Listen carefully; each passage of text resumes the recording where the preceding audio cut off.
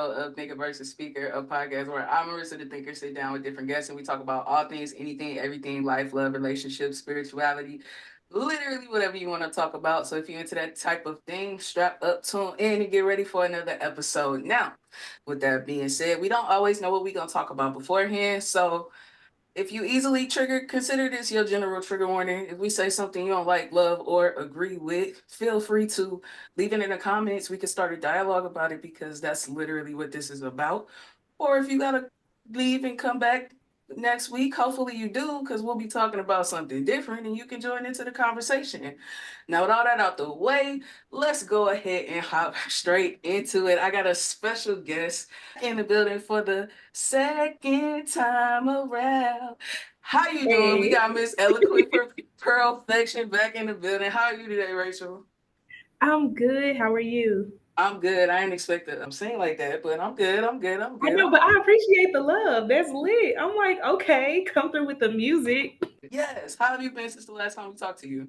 I've been good. I've been busy. Stuff definitely has, picked up since the last time I was here. I did a couple more open mic features, including one that I guest hosted. I've been in music videos since then. Yeah. Performed at a couples conference. I did a female festival. So it's been a lot of different things going on. Stuff picked up, and I'm definitely happy about it. A lot of great opportunities. Definitely staying booked and busy. For real, for No, real. but for real. Look, if y'all don't follow her, where do they follow you at? So the main two places that you can follow me are on Facebook and Instagram. I know that's mostly where everybody is. On Facebook, Rachel Jenkins, RACHEL. Spell it just the regular degular way, Rachel Jenkins. And then Instagram, caramel underscore 300. But if you do want to just keep up with just the poetry side of things, I am also on YouTube, TikTok, as well as Facebook under the stage name Eloquent Pearlfection. If you looking to see what she's doing, definitely go follow her over there because she's dropping hot fire over there. Like, I'm definitely trying to. booked and busy is not even the word for it, is it? I don't even know what else to call it. I don't have anything like clever coming to me at the moment to like remix it. So I got right now is just booked and busy. Maybe we'll think of something later. It'll come. It'll Yeah. come. I know it for sure. So what was the funnest event that you did last year? I would say the funnest event that I did was the festival, simply because it was just a completely different vibe than what I was used to, but it also had me the ball of nerves all at the same time because of the fact it was something I wasn't used to. I've done a bunch of different open mics, so this was completely left field where I was like really going in of like trying to get prepared, and you got to see a glimpse of it when I went live on Facebook. Y'all watch me practice, but I was like, I got to come with my A game because I don't know who's gonna be in the audience and what they're gonna think because it's a whole new set of eyes. It's easy to be good in front of people who are familiar with you, but I was like, this gonna be a whole new crowd, so I got to come with it because they're not familiar with me. If I mess up at an open mic, then it's people in the audience will be like, oh, well, maybe she having an off day. We know what she brings to the table, even though that's never the goal. But for a festival where it's not an open mic and, it's not people who aren't booked that are going to be in the audience because they get stage time too. These people don't know me. So this is going to be real reactions from people who don't know me on a personal level where I really get to see like, okay, we're expanding. Do these people like me as well? And it felt really good to get props from the owner of Handlebar. She came up to me afterwards and was just like, I just really liked your performance. And I had did a motivational poem for women. And she was like, that just really did something for me. I needed to hear it. So that made me feel really good. And then she like featured me in her story on Instagram. And in my mind, that means that like I made it if you put me on your story, because all the other performers weren't in her story. So it's the small things. For sure. What the okay. One, like I remember when you were prepping for that experience, like you said, it was a lot of prep work that went into it and a lot of unknowns when you started. So doing it and then coming to the end of it, being on that stage, what was it like being surrounded by all of those different performers and having that different type of energy? What was that like being on that stage after all of that work that you put in? It was a different vibe, but it was a good vibe because it was like, man, I really get to be a part of this lineup where there's so many dope, talented women. And like, I can say that I was a part of this. And the other thing that was nice was that it was such a variety. It wasn't just poetry, which again, that's typically how most of the open mics are. But for instance, I went on stage after a rapper. And then after I got done, there was a band that came up. So it was just a big variety where you didn't really know what you were going to get. Some people came up and sung. So once I really thought about it from that perspective of feeling like I don't know who's going to go on before or after me, and I have access to a DJ, I now need to push myself to kind of like switch it up a little bit.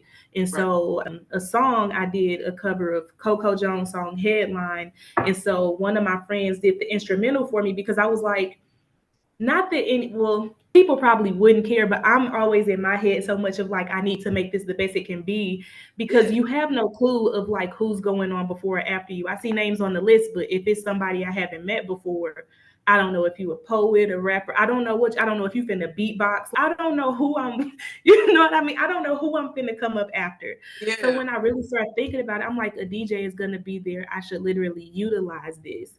And Mhm. so I ended up incorporating the music to the instrumental versus just singing it a cappella because I was like, if somebody goes on before me singing and rapping and then they go into my set, they're gonna be looking like, man, this show is quiet in here. Like, and nobody said that, but that's just my thought process. So I just wanted to switch it up and just really take full advantage of like what we had access to push myself to try to put on a better show than what I had done before. Yeah, it's something that I've always appreciated about seeing how people work. I'm always an observer of how people work, and I always find Mhm. it, I have a different level of respect for people who are always looking to elevate. And like, yeah, to some people it's overthinking, but not really, because when Yeah, you really care about the work it is that you do, and especially when you're dealing with some type, everything is an art in my mind. I see everything as kind of like an art form. So, yeah, when you always working to improve your craft and find certain ways to grow and just elevate and paying attention to just like the small details, even though somebody might notice them, those are the things that stand out to the people who really, you know what I'm saying, are there to appreciate what it is that you do, that love, just to see it, you know what I'm saying? yeah. It was something I was telling my brother where if I'm listening to a song, I like layers. I like it when the artists take time to like layer a lyric where they said this one line and then they said another line in the middle of the song and at the end they bring like three lines together and they stacking them on top of each It other. does add like a whole nother element to this. It just makes it better in a way that I don't know how to explain, but it definitely just upgrades the song. Yeah, it's like it's that sauce to it. So when people put that extra effort into it, it's just like yeah, you might think that nobody noticed, but I bet you it was like 10, 15, 20, 25% of those people out there that notice all of the things that you did. And those are the things that make you really stand out when it comes to a craft. Like, something I was talking to you about earlier is just like when you are in like a competitive field, right? Or you consider yourself to be in a competitive field, I think that's the one thing that people don't always realize. When you really doing you really doing like you got this thing about you that can't nobody recreate. So you always like it's just like I don't have to worry about anybody else's lane. Cause as long as I do me, I got the things that make me that can't nobody take away. So I'm always gonna be like good. As long as I'm always working to make myself better and always working to improve my craft, then that's all I can really worry about. I can't worry about what you doing over here and what they doing over there. Like, I'm just doing me over here and I'm having fun with it. So, yeah, Yeah. yeah, Being in your own lane is going to forever be the best lane that anybody can be in for a bunch of reasons. For one, you're doing your own thing, but it's like when people spend so much time focused on the next person, you end up staying stagnant because you're less time you have to focus on yourself.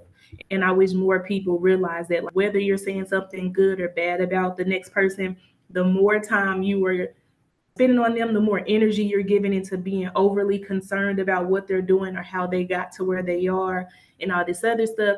you can be spending that on whatever it is that you bring to the table and being better at it. If not, finding a way to try to perfect it. But I don't know. People focus be in the wrong places. They be trying to compare themselves to other people. And what they say, comparison is the thief of joy. And it really is. Yeah, so I can definitely say it looks like you were very much in your own lane all last year, and you have been and plan on being in your own lane very much this year. So, what was that like for you? You said you did a bunch of shows, you did a bunch of new events. Was that a part of the plan? Man, I didn't know how the year was gonna go. So honestly, my goal for 2023 was like so simple. So in June of 2022 is when I started consistently performing. And so I had did three events by the time 2022 was over. And so at the end of that year, my goal was super simple. I was like, okay, I just want to get booked for more events in 2023. So in my mind, I was like, if I get booked for four different events, then I see this as a successful year. What I didn't know was that I was going to accomplish that goal by June, which of course ain't a bad thing, Uh, but it just stuff picked up like way quicker than like, I thought it would. I ended up doing four podcast interviews alone. You know what I mean? I yeah. ended up doing a bunch of open mics. It was other stuff that got added to it that wasn't even on my radar, but I was so grateful for it. Like I didn't think anybody would think I was good enough to bless their podcast. You know what I mean? Shout out to you and everybody else's podcast I got to be on. I didn't think anybody was going to approach me and be like, hey, like, you want to be in this music video. So there were so many other opportunities that stemmed from like, the work that I put in the first year and just me like being consistent, being focused, and having a goal that I wanted to try to achieve. And I ended up surpassing my own expectations. And I was like, oh, shoot, like people really like checking for me. And it's a good feeling to be able to be like, yo, I set this goal and like, wait a minute, I did it. Okay. So when you set goals, like how do you go about doing it? Like, is it just something that you tell yourself? Is it something that you write down? How do you go about setting goals for yourself and then being intentional about how you achieve them? Typically, I'll either like write stuff down or put it in my phone, or sometimes both. But I don't know. I just really do enjoy writing stuff. And I guess that's because that's how I got my start with everything. But typically, it'll be one or the other or both just so I have track of it. Because sometimes I'll write stuff down and be like, dang, where did sheet of paper go? So a lot of times I'll like try to have it in my notes in my phone as well, or at least take like a picture of it to keep track of it. But that's typically how I'll go about stuff. Yeah, that's really it was I had a friend of mine that I was talking to where he was saying that his assistant would tell him, if you want to achieve a goal, you need to write it down. And I found that to be so true. Or at least being just in, like knowing what it is that you were gonna do. So I Right. know last year I made my first vision board and How was that? it's fun, but I'm gonna be honest with y'all. The thought of a vision board initially, I thought it was kind of corny. I'm not gonna hold you. Why? I thought vision boards were corny. I was Why like, you what you thought it want? was corny? Because I'm like, what y'all want me to sit down with some newspaper clippings and really be like, I'm gonna do what? How old am I? Why you got beef with newspapers and magazines? What they do to you? It's to you.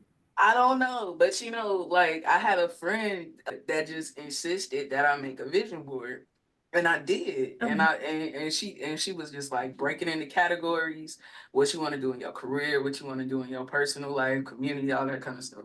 I was just like, I guess I do it fine. Like, it's funny because I feel like at that point you still have regret of like I'm not into this, but girl, whatever. If you would stop talking, let's go.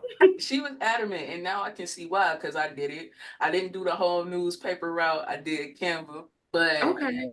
yeah, and I print out actually I that's didn't what even know you could make them on there. yeah, that's what is always back here, right there.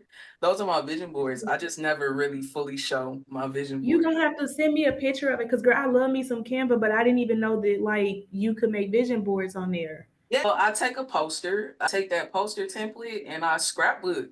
I scrapbook that mug and I just Oh, that's uh, lit. yeah, like it's fun. It legitimately becomes fun. I'll send you mine once we get off of here. So I Cause got you. yeah, I was supposed to go to a vision board party earlier this year, but it got canceled because like everybody just started getting sick. So I ended up, it's been some Be random included. going Yeah, around the last couple weeks that just been real vicious. It attacked me too. So yeah, I ended up just like putting all of my goals that I have so far in my phone, but I don't have like a visual. Well, I guess words are a visual, but you know what I mean. I don't have like actual like pictures or like a more decorative way of it. It's more so like a template look to it because I have like the goal and then like steps of like how to try to achieve versus it being fancier, I guess. yeah. Yeah, and like that's the way like I did it. And like I said, I didn't really understand it at the time. I go, I make it, I get it printed out, put it on my wall. And halfway through the year, I look, I say, hold on, wait, I done knocked a couple of these things out. I done knocked a Hmm. big chunk of it out. And then at the end of the year, I looked, I was like, wait, I did everything. That's such a good feeling. I was like, hold on, wait, everything that I put on here, I did it. And I was just like, all right, so I gotta do another one this year. And that's what I did. So I literally Did you finished tell it. your friend like that you doing another one? I Put you didn't. on. I You didn't. gotta tell her. You gotta be like, but you gotta like downplay it, but be hype all at once. Like them little boards you told me about where you just so happen to put your visions. Like they cool or whatever. I would have to tell you that off the air why I ain't say nothing. We'll talk about that later. You like on the lowest of keys, you know, you just don't know because I can't say why you don't know. Okay. But like nah, it was real cool. And then I looked and I was like, whoa, I did it. And then something Yeah. else that I do too is I journal a lot. And something that I found interesting, I was just like, yeah, maybe it's something to having a vision board that you can look at every day. But I think the most important aspect is just sitting down to take the time to really think about where it is that you are, what it is that you're trying to do, and how you want Yeah. to go about doing it.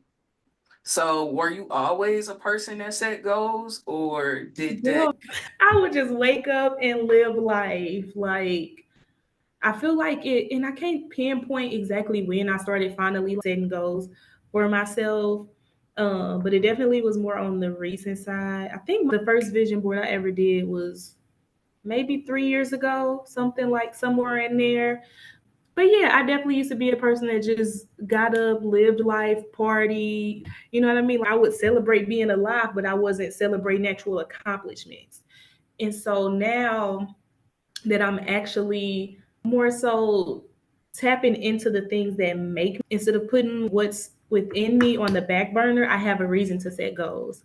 And so I've just been trying to keep up with them because, like you said, writing stuff down, making vision boards, all that stuff, it makes a difference because of the fact that it's easy to say you're going to do something, but if you actually map out the time for it or jot it down to be able to remember, here's what I said I'm going to do, it's hard to keep track of what gets done because this time moves quick, life gets crazy, stuff always happening. So I definitely have not always been this person, even if it looks like it. I'm not even finna sit here and lie. I was one of those people where it was like my goals in life was to just like hang out with my friends, go to the club, twerk, look cute. I didn't have real goals. It was just like, let's turn up. But now I'm actually like, oh, I want to get booked on this show. I want to do this. So it's been a process. So it's been a part of like the more grown I become, the more I want to actually be intentional with my time versus just being like, y'all ready to kick it? It's Friday night. Like, I'm way more intentional with the things I want to do. Yeah, I like that you said celebrating life. It actually reminds me, I remember back in the day when we first started this podcast, it's an episode that's not even on the air anymore. It's in that phase of the podcast, but we Gotcha. talked about celebrating life. And we were talking about how, it's a difference when you don't have any goals, dreams, or aspirations, and you're not intentional about how it is that you live your life because at the time it seems like, oh yeah, I'm just having fun. But it's almost like one day you look up and it's just like, where did life go? Because I haven't been accomplishing anything, or I'm not Yeah. doing what it is that I want to do. Why is my life this way? And it's just like because you celebrating life every day, but in reality, you know, I don't know. Do you really? Hmm. What are your thoughts on celebrating life? Before I go on a tangent, how do you feel about that? Celebrating in one way, like what I was talking about earlier, just going out kicking it all the time. Yeah.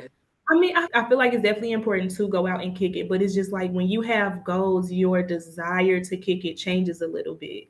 Mhm. So I definitely still go hang out and party, but it's definitely not as much. But I think part of that is like the age I'm at too. That for sure plays a factor. But it's just also my focus plays a factor too. So I'm not opposed. I wouldn't turn up my nose to anybody who does live their life that way. But I also know for a fact where I'm at now and what I've learned from how I've changed my life is like if you're celebrating all the time, you're not able to keep as good of a track of things you want to accomplish because you're not making time for it. So a lot of times when you're in that phase of life, it's easy for a year to pass you by or whatever, and then you might see a commercial for something or something that just makes you think of an idea where you're like, oh shoot, I intended to do XYZ, I never got around to it because that's not where your focus is. And I think the misconception from the outside looking in, because I went through that phase of life too, where I was celebrating life Yeah, every day. we need it to. It's important.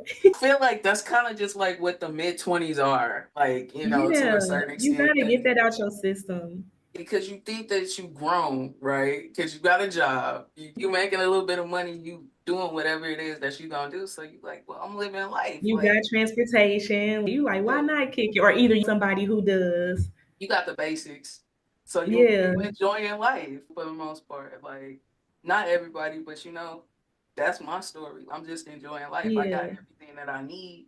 I'm not thinking about what the next 5 years are about to look like. I'll yeah. deal with that in 5 years. But But today, it's crazy because it's some people who just always have been like that, organized from jump. You know what I mean? that's They've always had a 5 year plan since they was like five. And I'm sitting there like, huh? Like, why? What?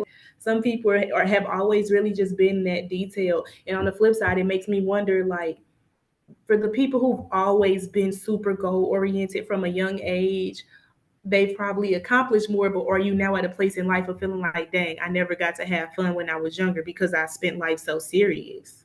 that's actually where that came from in my story. When I was younger, I was very goal oriented, very goal focused. Like, and when I got to college, it was like at some point in life, I felt like I was missing out on something. Yeah, I went to go find what I thought I was missing, and I started celebrating life. And then it took that journey to realize I wasn't missing anything at all. And it's so ironic. That's why I really don't like when I talk about certain things. I hope people don't think that I'm judging because it's just like, nah, life is such a journey. Like, yeah, you have to kind of go through yeah. it. And Like, you've been there as well. exactly. I just had to go see for myself. I'm hard headed. Like, I had to, Let me see what they over here doing. yeah, like so I dabbled in a little bit of everything to see what I was missing and then started celebrating life every day. Because when I say celebrating life, to me, I was working, I was like 21 with a decent job because I was over it. Because the reason why I dropped out of college was because I was over it. Because I Yeah, worked so hard, I burned myself out gotcha. That makes sense. and I was over it. And I started seeing for myself what was out there, right? And as I started doing it, I had a decent job. I was making decent money for my age. My position had a little bit of status or whatever for that point in time in my life. Um, Okay, okay, status. I don't see it as much now at 30, but at 21, I thought I baller, shot caller. That's what I thought. Hey, But and I would just work. I would work. I would come home. I would wash my nice car that I had just bought. Go to the mall, buy my shoes and my nice name brand clothes, and then smoke, and then do it again, and that was every yeah, day. And then you realize a year or two goes by, and you like, I'm doing the same thing I was doing a year or two ago. And like, this ain't gonna work because the things that I value began to change. And then I started to see the drawbacks of the life that I was living because everything comes at a cost. And I think that's what you sometimes don't realize when you celebrate life every day is that everything comes at a cost. Like, yeah. It's like, what are you sacrificing when you spend all your time here and for nothing else. Exactly. So the thing that I learned is when you don't set goals and when you're not intentional about the direction of where your life is going, who you think is dictating where your life goes? Yeah, Who's in charge of where your life goes at that point? Other very people. true. Your life is Mhm. in the hands of other people and your vices. And their interests and decisions and all this other stuff. But I think because their life is set up that way, sometimes that's why we have to go through like some hardships with people we really care about, because it's like, especially at that age, you're young, you're so impressionable. The people you around have such a major influence on your interests and where you spend your time, the things you do, the things that you show interest in, and all that other stuff. Sometimes we have to deal with those really tough friendship breakups because of the fact that we can't come into our own as a person if we're just kind of going with the flow of what the people we're hanging around are doing. And it's like, it definitely sucks at the time. I've been through quite a few of them. But when I look back on my life, do I miss some of those people? Absolutely. Do I miss some of those times and reflect on them and look at the pictures and be having beef with Facebook? Like, why this pop up on my timeline in my memories? You know what I mean? You know I about. hate, yeah. But at the same time, it's like they serve their purpose during that season. There's things I've learned from them and vice versa. But when I really think on where I am in life right now, I wouldn't be where I'm at with those same people around me because I was comfortable. Right. And the most growth in life always happens when you're in an uncomfortable position because you got to make some changes. You got to put yourself in different environments and get acquainted with new people. And when you're comfortable with who you're around, a lot of times you don't even see past those people. You don't even know what's happening in the background if you got three best friends in front of your face and all this other stuff. Right. So sometimes we have to deal with those difficult moments of friendship breakups for us to be able to grow and be the person we are intended to be, because when you're comfortable around people, not a lot of growth is taking place there, because who gonna push who if everybody just kicking it? Right. That's a very good point. Um, because like complacency is something else. Like Yeah. if you're not careful, because it takes at least for my story, like, yeah, no, I don't really think you can grow without a little bit of discomfort because growth is uncomfortable. Mm-hmm. It just is. And everybody says you have to be comfortable. You got to get comfortable being uncomfortable, but it's very much true, and there's no way to avoid it. And the older that I got, I had to accept it, that sometimes you just have to be uncomfortable. Sometimes you have to let things go. Sometimes the friendships and the relationships that we hold on to, we hold on to them simply because they are comfortable, because we know what it is that we can expect with these things. I remember when I was younger and I was celebrating life every day, my best friend that I had when I was 5, she was just like, "Nah, I can't rock with you no more, buddy, because you're not being yourself. Like Mm-hmm. you're not yourself right now, and I know who Yeah. you are, and this isn't you, and I don't like the path that you're going down." And at the time, I was like, "Man, you tripping? Like you tripping? I don't really know what's up with Yeah. you." And what's so crazy is as I started to separate myself from those same things, and I started to grow up and mature, and I started thinking differently, we got closer again. So that's right back to being my friend. That's my ace again, all over again. Yeah. That's Like, good. yeah. But and then you can look back and you could be like, nah, like, because I was being called to grow, but I didn't want to grow. So I was choosing what made me more comfortable to celebrate life every day than it was to make certain sacrifices. It just was. And that's how I ended up going down the route that I was going down. You can sometimes look at people when they goal oriented and everything like that, and you can feel like they missing out. Like, oh, you not finna go to this party. Oh, you not finna do this. Like, oh, I'm taking trips. I'm taking vacations. Everything else. It's like these same people take trips. They take vacations. They have fun too. But it's Yeah. different. It's just different. They like now I celebrate life a little different. So when I have moments where I have big things, right? So I guess my festival of last year was the expo, right? I got to go Yeah. to a different city. I had all of my stuff with me, you know. I had my speaking event and everything like that, and I rode a high. And that was the thing that made all of that sacrifice and all of that work and preparation and everything that I did worth it. And I think that was worth more to me than all of the parties that I had from like 25 to like 27. Like Yeah. it hit different when you And have those. especially knowing like it pushed you to come out of your shell, but then when you come out on the other side of being like, wait, I did it and I Right. did good at it, like, that's a good feeling. Yeah. So what is it like for you when you have moments like that? Because like I said, I think we had a conversation similar to this before you went to the before you did the festival.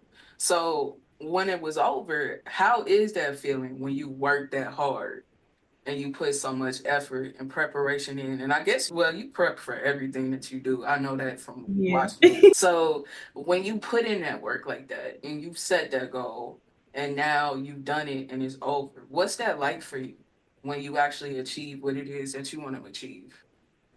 It's like you can kind of take like a deep breath afterwards. And then from that standpoint, I feel like I was able to enjoy the festival so much more than I was before because it's like, yeah, I was living in the moment and enjoying seeing people perform, but it's like until it's my turn in the back of my head, all I'm sitting there doing is thinking, dang, I wonder how much longer I got before it gets real, before it gets serious, before it's my time. Am I Yeah, finna mess up? Or like, okay, so something that was in like the back of my head beforehand was like when I got there, the stage was a lot smaller than I had intended.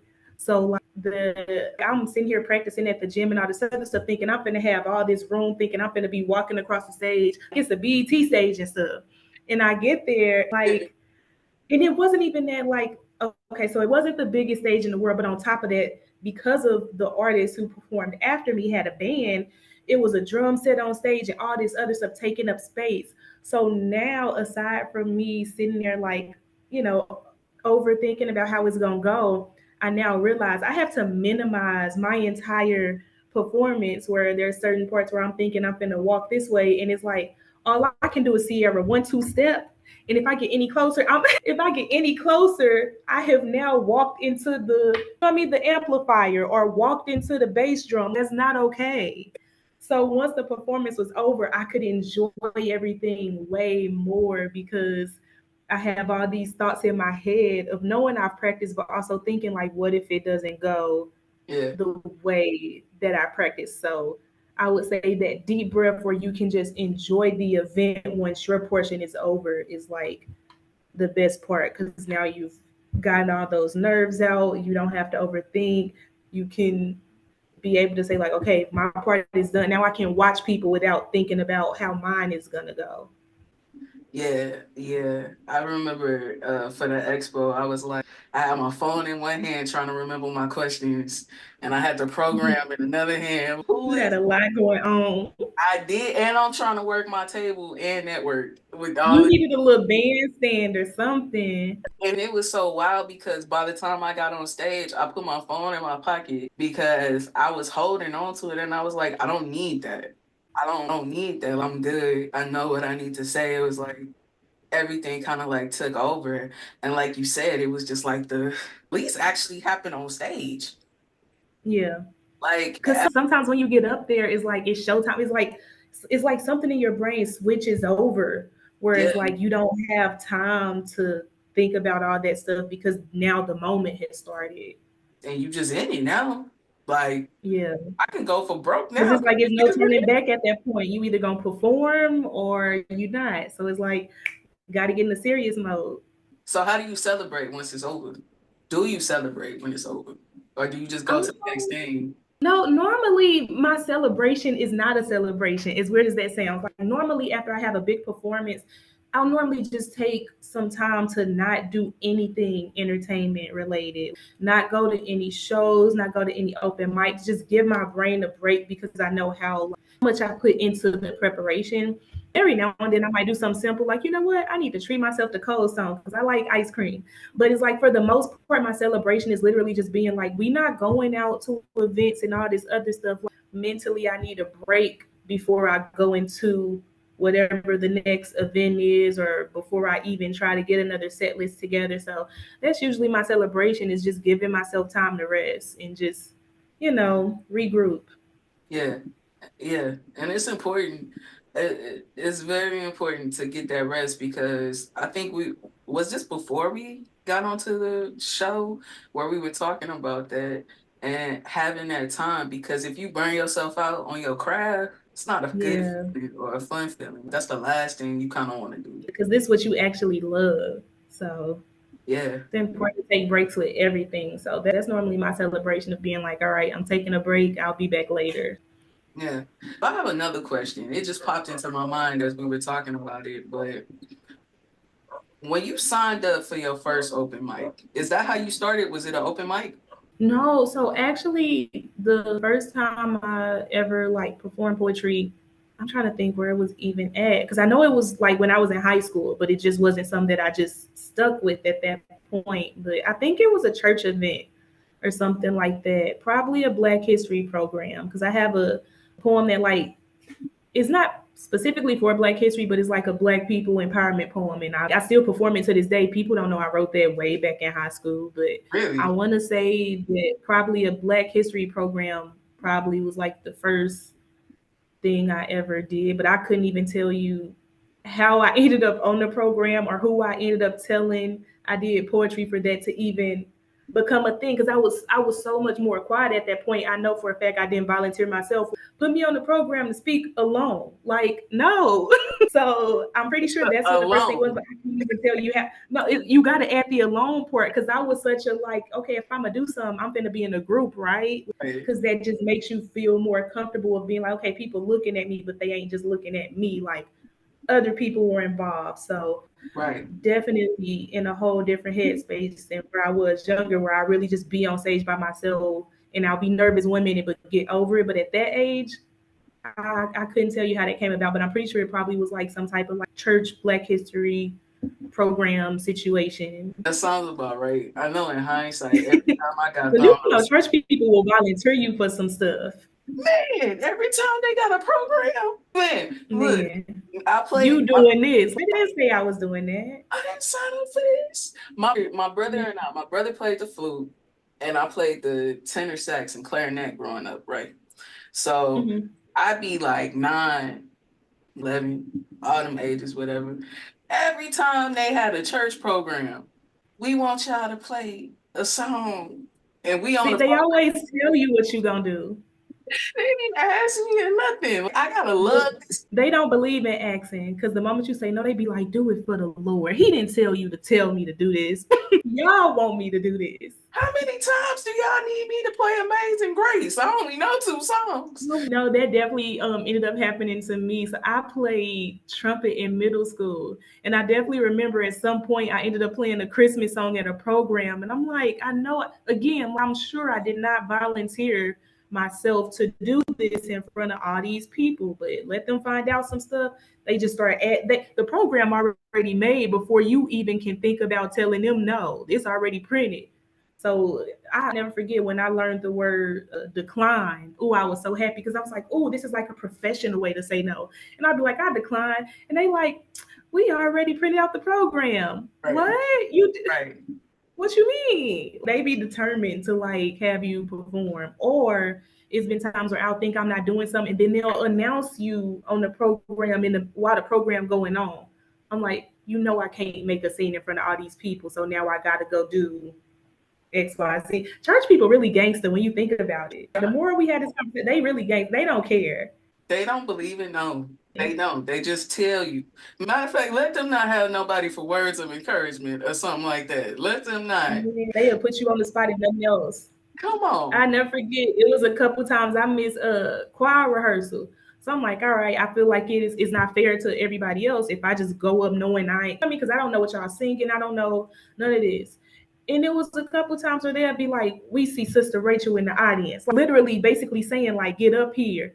And I'm like, why would y'all do that? They be really on some savage stuff. The worst time that it ever happened was like, because typically it's like they do the same songs. But it was one time where I was like, I'm gonna stay in the audience. I had because I remember having like some big science project I was focused on, so I didn't make it. So they called me out, Sister Rachel in the audience. We would like her to come up and join us. Girl, why they did a new song? They did a new song. Me and my best friend at the time. Matter of fact, she got called out too because we had the same project. So, girl, we up there just watermelon our life away. We ain't never even heard the song before. This ain't even a song being played on the radio.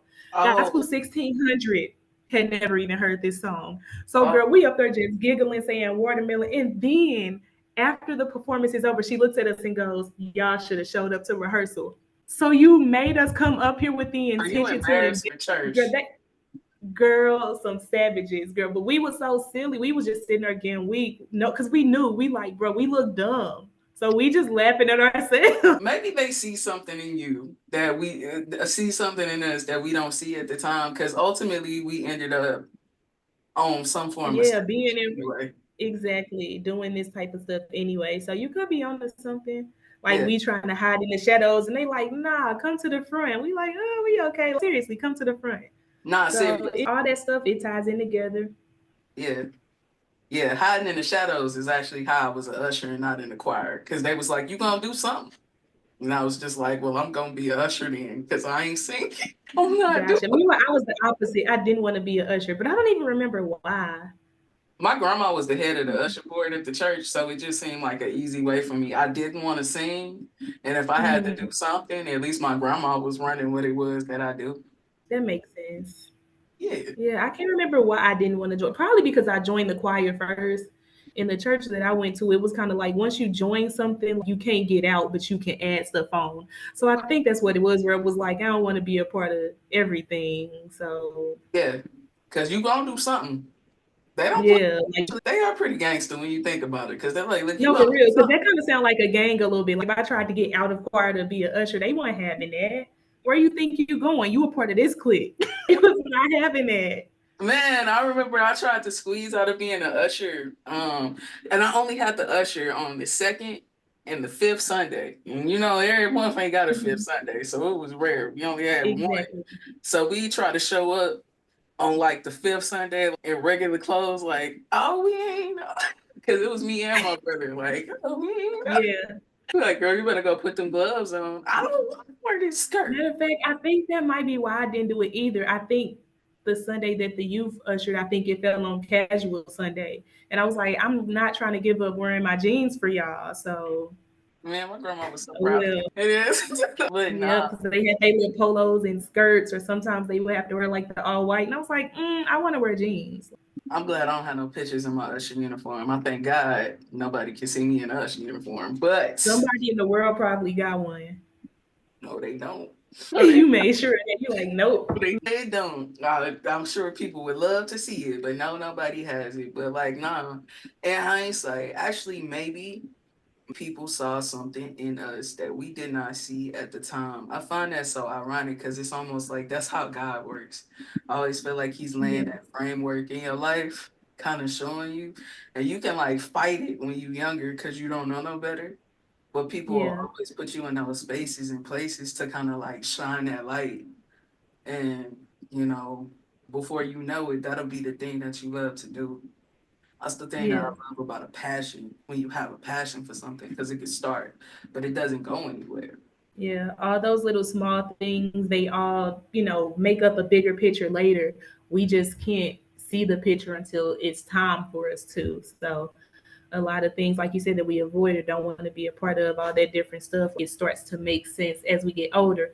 We just have no clue where our lives are going to lead. So, we can't see it during those times, but it all makes up who we are and where we're supposed to be. So it's funny and good that we can like laugh about church, but also because we have that background, the faith that we have also puts us in a position to be confident in our goals, to be able to keep going. Where for some people, it's like the moment one thing goes wrong, they just give up, versus us being able to have that tenacity to be like, okay, it didn't work out this way, but I can literally reroute and still get to where I want to go, or maybe just alter my goal a little bit to still find a way to, you know, feel like I'm successful at whatever I want to accomplish. Yeah, yeah, it's understanding that it's all part of a bigger plan. You know what I'm saying? Because, like you said, when things don't necessarily go a certain way, through building my own faith, I understood that sometimes that's exactly by design. Yeah. It's exactly how it's supposed to be. It's not supposed to work out that way, you know? And it could be in the big things and it can even be in the little things, but I'm glad to know that that's just how faith works, right? It was something as simple as me going to the eye doctor this weekend and me going to an eye doctor I ain't never been to before. And girl, long story short, they don't have no real doctor on site or nothing like that. They trying to tell me I can't see. And I'm just like, bruh, if I would have went through mom, I didn't get a prescription from them and I didn't get Mhm. charged. And then later I looked at the reviews and they were like, you would have went home with like cheap glasses, a messed up prescription, like, and some more stuff. And like when I walked out, I was mad because it was just like, bro, like I wasted time. But then in hindsight, it was just like, no, that was protection. It seemed so Yeah. petty, but it was just like, yo, that's protection because I don't, no, that's not how I wanted it. That's not how it was Yeah. supposed to go for me. Like I need to go to a place where it's a doctor right in front of me that I can talk to and understand with the thing, not no digital screen or whatever like that. And it applies to everything, and anything in your life it is that you experience. Sometimes those hiccups aren't hiccups. They're literally to reroute you to somewhere else. Yeah. Yeah. Sometimes we just be too stubborn to realize the hiccups, so that the hiccups get stronger and stronger. Like, look, go this way. Yeah, yeah. I think ego and faith aren't friends. They can't be. Mm, that's a good point. Yeah, they can't be because if things don't go our way, we want to be like, well, I'm not gonna do it because it didn't go the way that I wanted to do it. Well, who cares how you wanted it to happen? That's Yeah. not how it was supposed to go for you in your life, right? Like there have been relationships that I wanted to be in. Like, I want to be with that particular person, and like 10 years Ooh, later. don't get me started. 10 years later, it's just like, no, I'm not. Like, I wasn't for you and you weren't for me. And it Yeah. actually went exactly the way that it was supposed to because we can be happier apart than we would be together. So, Yeah. things go exactly how we want to, but, we could walk away from these things bitter because it's just like, I wanted that thing. I wanted that. It's like, no, that wasn't for you, though. This is for you. I can Yeah. show you what's for you, but you're not willing to see it because you mad about what you did not get. Because sometimes when we mad about stuff during that particular time, it just seems like that's like the best thing ever. But then it's like once you live and learn and you experience and see different things and learn more about yourself, it starts making sense of like why it served its purpose or it's not actually for you or you deserving better, all this other stuff. But it's like sometimes we can't part ways from stuff because we feel like, oh, this is the best thing for me until you finally are put in a position to realize why you had to separate from whatever that was and you're introduced to a better version of, whatever it is, whether it be a person, place, or thing. So it's like you have to be able to grow. Yeah. I'm sorry to laugh. That just hits home because it's so true. It's so true. Yeah. You know what I'm saying? Because you really be like, this is top tier. And then later on, you'd be like, oh, I was so happy about bottom shelf. Like, oh my goodness, yeah. crazy. Yeah. Like for real. Be so excited over some people, bottom shelf things. And then you upgrade and you be like, okay, I didn't, you know what I mean? Like stuff you used to be so hype over. You look back and be like, oh, I really didn't need that the way I Yeah. thought. But in that moment, it just felt like it was everything. And then Yeah. later on, you're like, I'm thriving and surviving without it. Literally. You know what I'm saying? It's just like I didn't think I liked cognacs, but I just wasn't meant to drink cheap ones. Yeah. It's like, See that yeah. bottom shelf people, bottom shelf things. It just changes the whole dynamic when you just know and do better. What do you think goes into doing better? You know what I'm saying? Where does that you need to do better start? Where do you think? I would say, and I'm gonna just use this as an example because it's the first thing coming to me. Being so fed up with the consistency of how things have gone and being tired of being frustrated with accepting certain things that you finally stop being stubborn and realize how it has negatively impacted you, that you finally start to reframe your brain to say, I deserve better than what I'm dealing with. And the moment you make up your mind and you're adamant about wanting better, you start moving a little differently about yourself.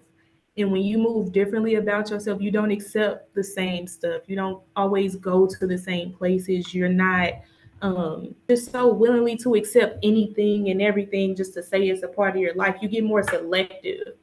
And when you put yourself in a position where you're more selective and people don't have as much access to you, when you just treat yourself better, the things that the world gives you starts to change as well.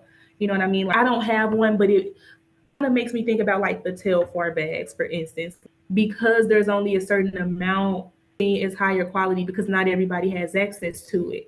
And when Right. you put yourself in a position where you stop allowing any and everybody to have access to you, your life starts to change because now you're forcing people, places, and things to say, if you're gonna be near me, you need to come with quality because I'm a person of substance.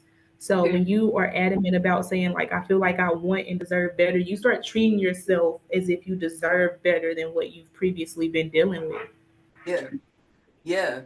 You can't expect for the world to change around you unless you're willing to change yourself. Because, Yeah. like you saying, you have to hold yourself to a certain standard at a certain point. I had a thought on the way home. There's no growth in delusion. You have to Mhm. be honest with yourself about what it is that's going on and then realistic about how to change it. You're Yeah. not going to be able to change the things outside of you, but you have to hold yourself to a different standard. If you don't like how your friends treat you, you got to be real with yourself about it, like Right. real about what the solution to that is. If you don't like the job that you work in, you can't pretend that you do. If it's something that's not going in a way that sits right in your spirit, whatever that may be, you can't lie to yourself. Yeah. You got to be real about it and then willing to hold yourself up to another standard. And that's how the things around you change. Like, and what's so ironic about it is once you do it and you practice it and you get used to being uncomfortable and you get used to, because sometimes you have to sit alone. Sometimes you have to Yeah. make those decisions that seem hard at the time. And like, you won't know what they're for, which is why I'm glad that I do have a faith system and that I know God and I have something to rely on because it gets hard. Like, Yeah. because life calls you to walk away from a lot of things and change a lot of things that you don't think that you can do on your own. And it's nice to know that you don't have to do it alone, you know? So when you get to the other side, finally, because it is difficult, but then once you get to the other side, you realize, like, I know exactly why I had to walk away from those things because it Yeah. invites a certain level of energy in you. Like, where it's just like, I think about my friendships. That's a perfect example. The friendships that I had when I was younger were rooted in my vices. So if I like to gossip, if I like to drink, if I like to smoke, if I like to whatever it is that you like to do, that my friendships were rooted in vices. You remove the vices, there's no friendship because there's no substance to the friendship. But then now the friendships that I have are kind of rooted in God on the lowest of keys. God is almost in everything. Like because we can talk about God, we can talk about life, we can talk about the different things that we do. We can talk about our different hobbies. We can support each other. We accept each other for what we are. We don't have to show up in a different way than, whatever. Like, I don't expect you to show up as anybody else but Rachel. And I don't think you Yeah. expect me to show up as anybody but Marissa.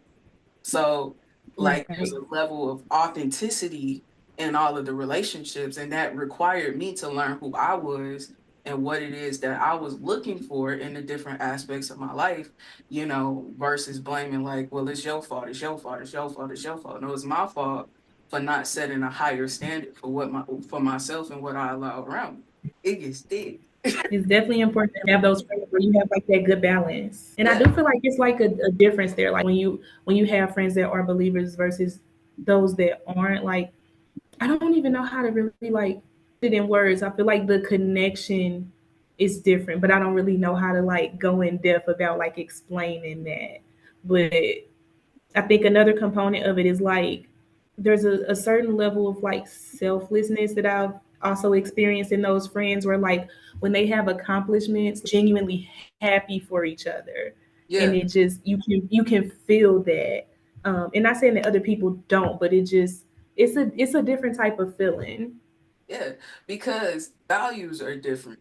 And I think what it is that, if you have people around you that know who they are and they know what their purpose is, then they have no reason to feel any type of way about you. Of course, they're happy for you because they know what it's like to work for something. They know what it's like to operate in faith. They understand the journey that you're on.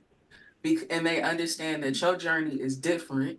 And then you know what I'm saying, and you get to enjoy life on a different level. It almost seems like because there's no I'm not competing with you. I'm not competing with you or comparing you or anything like that. I get to just be now because there is no illusion, there's no facade, there's no show that it is that I'm trying to put on. Everybody that knows who I am and what it is that I'm doing, and I know who they are and what they're doing. So I can be happy for them because at the end of the day, I'm happy with me. That's what it is. You have to be around people who are happy with You unlock the themselves. code. Yeah. That definitely do make a difference. When people aren't happy with themselves, they just it's like they be good one day, horrible the next, happy for you the next, can't stand you after that. It just be yeah, those like energy vampire type of friends where it's like if you have a bad day, they got an attitude because they're like almost looking for you to be happy so they feel happy. Like their emotions are contingent upon everybody else because they in this shaky place on how they feel about them every morning. Yeah. Yeah. Like, and at one point in time, it could have easily been me. It could easily, it could be anybody. Like, but you can come out of that place. You know what I'm Yeah, saying? And the way that you do it is by everything that we said, by being honest with yourself, and then therefore holding yourself to a certain standard, being like, I don't want to be like this anymore. I don't yeah, want life to be like this anymore. I want to see something different. I want a different type of existence. I don't want to be mad because I see the other people around me elevating and I don't feel like I'm doing anything. Maybe I right. am celebrating life just a little bit too much and not reaching any goals. Like maybe I'm not even asking myself important questions. A lot of the people who I'll have conversations with, because let's be honest, those people like to seek you out sometimes. Those are the people that always Mhm. want advice, but they don't want to change nothing. Yeah. Yeah. They want to vent and they enjoy the pity party more than the advice. They be so ready for you to feel bad for them. But the moment you like, well, have you tried this, that, and the third? They get quiet. I'm trying. Now we looking at solutions. They ain't trying to hear that. And then like a week later, So they crying about the same thing and got an extended version. The situation wasn't supposed to get worse. You know what I mean? We talked about this, and then they like following up with stuff always happened to me because you stayed put. You stayed there. like You it's didn't even you. you ain't even move your feet a couple steps over. Like you just stayed there. You're not even trying. You know what I'm saying? Man, You ain't even trying. And sometimes that's where I gotta pray for patience because I don't really have it no more. yes. Girl, me either. I be telling people all the time, especially depending on what the situation is.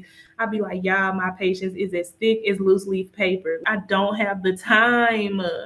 Because people be playing. It's I be like, so bro, I can't listen to you say the same sad story over and over again. I can't. no, but for real. You want a Because therapist? if I'm gonna hear the same sad story over and over, this needs to be you practicing for a play, a movie, something. Because why are you still repeating this if it ain't no type of positive update or you at least trying to get out of the situation? Because at some point, I'm gonna need you to stop telling me. I'm not Yeah. gonna wanna keep hearing it if you just comfortable. Yeah. If I gotta hear the same story more than a couple times, then I'm gonna need you to start sending something to my Cash App because now I'm a life For coach. real, I'm gonna invoice you because now this is a counseling session. I'm about to invoice you. Yeah, and we not making no progress. Yeah, Like, and even with counseling, even with therapy, and I think maybe that's why some people don't want to go to counseling or therapy. Of course, some people don't believe in it, they don't understand it. There's a lot of reason, but I think some people don't actually want the progress. Like you said, they Yeah. just want the pity party. They just want to be Hmm. able to have something to talk about. And maybe that's because that's how they get attention or everything like that. They feel like they don't get attention when they are doing good, or they don't get that That same. could be it. Yeah, but at the same time, when you happy with yourself, you don't need that outside validation like that. So again, like we said before, there's a give and a take to everything, you know. Like, yeah, you getting attention this way. Yeah, you got a reason for people to talk to you and dote on you, but is that how you really want it? Yeah. Look at what you are sacrificing in terms of like just getting like this temporary attention when you can actually be like working on yourself and building a solid friendship instead of exhausting people of always coming across like you're needy when people are just always needing something like that gets frustrating. For sure, for sure, for sure.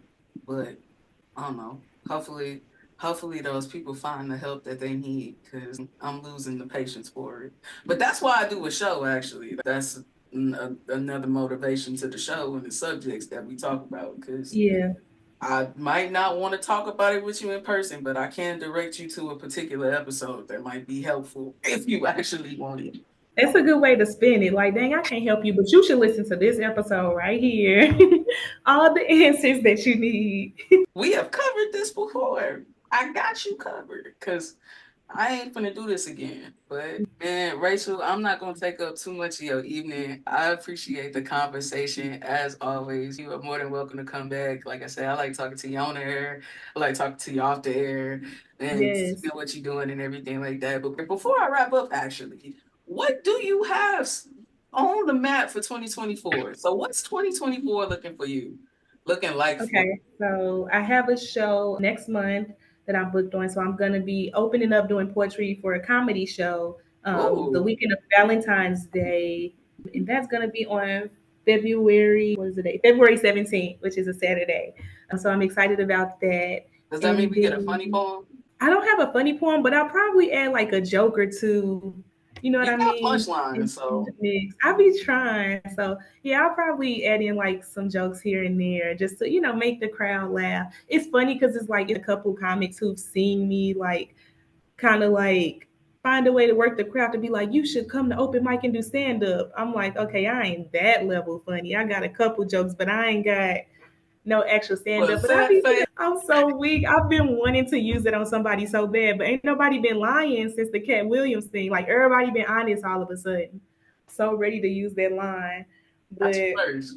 yeah, Yeah. I'll probably throw in like a couple jokes here and there. I did it when I had guest hosted the open mic. And like one of the things I did to, after people perform, you gotta keep crowd hype, keep them engaged. And so I came back on the stage after somebody performed, and I was like, if y'all having a good time, say yeah. And everybody was like, yeah. I was like, if you're having a really good time, say yeah. They was like, yeah. I said, if you got paid today, say yeah. They was like, yeah. I said, if you're gonna share your check with Rachel, say yeah. Everybody got quiet. I said, y'all, what happened? And they just started getting weak. And then one of the poets was like, bro, I ain't even got nothing for you. I was like, y'all just said Y'all y'all got got paid. So I'll probably just add in like a little joke or two, yeah. but I don't think I'm gonna like write a funny poem. Since it's after Valentine's Day, I'll probably do like just like some love type of poem. So the until you leave poem that I have. Whew. I wrote one that I did for the festival. It's called I Want You. So it's one where I'm just kind of just like spitting game type of thing. So I'll probably just do like different variations of love poems and just add like some jokes in. Got you. So I'm excited about that. Potentially we'll be doing an open mic for March. I don't think it'll change, but with it being so far out, anything can happen. And then the rest, I'm just, excited to see what the year will bring. Yeah. Well, I'm excited to see. I'm a of course stay tapped in with you. Tell them where to follow you on social media again. Yeah, so you can follow me on Facebook at Rachel Jenkins, Rachel, Rachel Jenkins, Instagram at caramel_300, as well as on Facebook, TikTok, and YouTube. That's where you can find a bunch of my poetry clips. under the stage name Eloquent Pearlfection. All right. And if you're looking for me, you can find me at thinkerversusspeaker.com. It's going to give you my social media. You can look at videos. What else can you do? You can read the blog. I got a new blog over there called The Rabbit Hole, where you can read about Yes. all of the things that I'm thinking about and literally everything that you want to know. If you're interested in coming on the show, you can schedule yourself on there. If you got a topic that you want to bring to me, anything like that, go to thinkerversusspeaker.com/schedule. Set up a 30-minute Zoom call with me. It's completely free. It's not going to cost you anything. It's just me and you talking to see if there's a vibe, to hear your subject, hear what it is, see who you are, what you got to bring to the show. And if it all works out, then boom, you come on the show. And that's just that on that. But you know what I'm saying? I think that's all. Like, Rachel, I love you when you come on the show. You know you're more than welcome to come back anytime. No, I love talking to you. I love that this friendship has just like completely blossomed even more since the Yeah. last time. Like you're stuck with me. So Same. We've gone down the rabbit hole, okay? Like, I got the bungee cord to the rabbit hole. We just go. We, and don't forget to send me information so I can actually check out the blog, The Rabbit Hole. I So got you. I'm about to send it to you right now. So I got you. okay. I got you. I got you. Anything else for the people before we get out of here? I would just say continue believing in yourself in your because when you do that, you literally allow yourself to have the power to surprise yourself with what you can accomplish. So there's going to be moments where you doubt yourself, but find a way to push through. If there's something that you really want, worst case scenario is even if you don't accomplish it, you end up in a better position than you were before. So never stop chasing your dreams because who knows what it could lead to. Don't limit yourself. Absolutely. And if you find yourself stopping, don't think of it as giving up. Just pick up where you left off. If you really want it, just pick up where you left off. Yeah, ain't nothing wrong with a little break or two. Sometimes you gotta take breaks. Life be life, and you know you gotta do what you gotta Mhm. do. But you know, on that note, I think that's all. You ready to get out of here, Rachel? Yeah. All right, I'm gonna talk to you next time. Later, y'all.